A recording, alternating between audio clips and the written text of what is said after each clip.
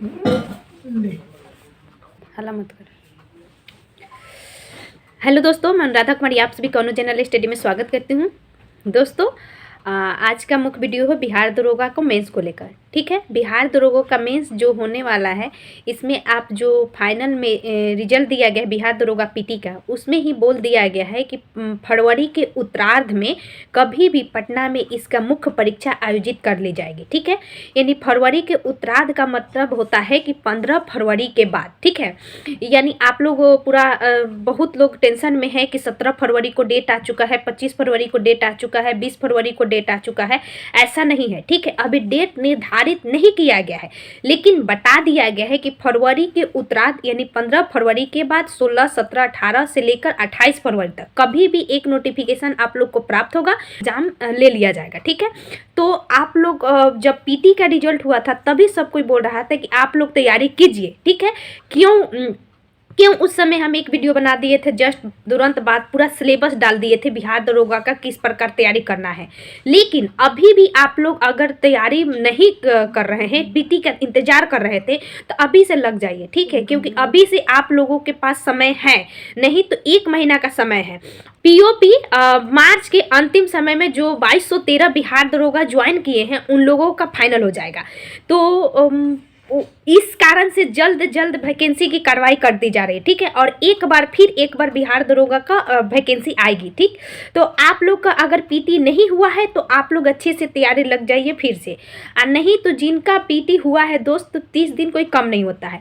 आप जो पहले पीटी के समय पढ़े थे, ठीक है, पीटी के समय प्रीलिम्स जब हुआ तो जो आप सब्जेक्ट पढ़े थे, जिस प्रकार तैयारी किए थे, आप वही अपनाइए। ठीक है, वो क्योंकि उसमें आप देख रहे हैं कि लगभग 6.5 लाख स्टूडेंट थे, और उसमें रिजल्ट आप एक सीट मान लीजिए कि उसमें 20 गुना अगर रिजल्ट दिया, चाहे 25 गुना, जितना भी है रिजल्ट, तो उसमें अगर आपका रिजल्ट हुआ है तो अब तो मात्र 6 गुना है।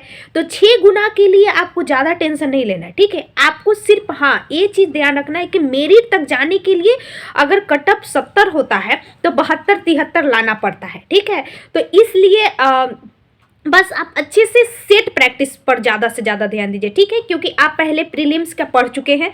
ठीक, और उस समय अगर आप लूसेंट पढ़े होंगे तो लूसेंट को रिवीजन कीजिए, ऑब्जेक्टिव को पढ़े होंगे तो ऑब्जेक्टिव को रिवीजन कीजिए। ठीक है, आज साइंस के लिए अगर स्पीडी पढ़े होंगे तो स्पीडी का ही रिवीजन कीजिए, अदर नहीं। ठीक है, अगर घटना चक्र का पढ़े होंगे दोस्तों, जो पीटी हुआ 17 दिसंबर के बाद, क्योंकि 1 महीना समय हो चुका है, 1 सवा महीना, उसके बीच में अगर कोई घटना चक्र का पढ़ाई किया है, पीटी करने के बाद लगातार लग गया है, तो वो घटना चक्र को ही पढ़िए। ठीक है, क्योंकि घटना चक्र में ऑब्जेक्टिव टाइप से है, तो आपके दिमाग पे जब एग्जाम के समय हमेशा ऑब्जेक्टिव बनाना चाहिए ज़्यादा से ज़्यादा, क्योंकि उससे क्या होती है कि आपका एक तो प्रैक्टिस बढ़ता है, और दूसरा कि आपको पता चलेगा कि ऑप्शन किस प्रकार डाला जाता है। ठीक है, ऑप्शन क्या है। लोग ज़्यादा से ज़्यादा सेट प्रैक्टिस क्यों करते हैं? सेट प्रैक्टिस से एक तो आपका स्पीडिंग आ जाता है, प्लस में आपको क्वेश्चन बनाने की जो शैली होती है वो आपका अलग अलग तरीके से विकसित होने लगता है। ठीक है, तो इसलिए ज़्यादा सेट बनाइए दोस्त, और रिवीजन कीजिए जो पहले पढ़े हैं।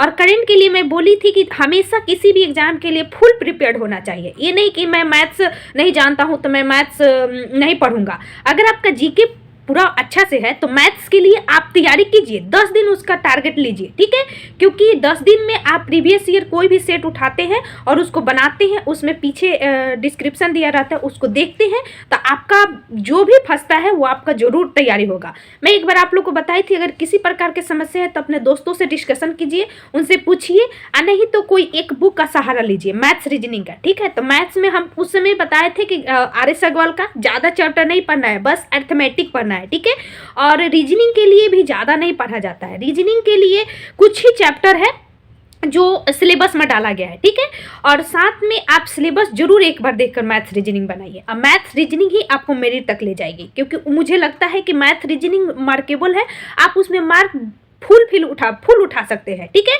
तो आप जीके का जो तैयारी की वो कीजिए, मैथ्स का भी कीजिए, और सेट प्रैक्टिस लगातार कीजिए। ठीक है दोस्तों, अच्छा लगे वीडियो जरूर शेयर कीजिएगा, और आप पूरा कंफर्म रहिए कि जो एग्जाम होगा वो 15 फरवरी के बाद होगा। ठीक है, जरूरी नहीं है, 28 फरवरी को भी हो सकता है। ठीक, तो डेट आने दीजिए, आप पहले तैयारी कीजिए। ठीक है।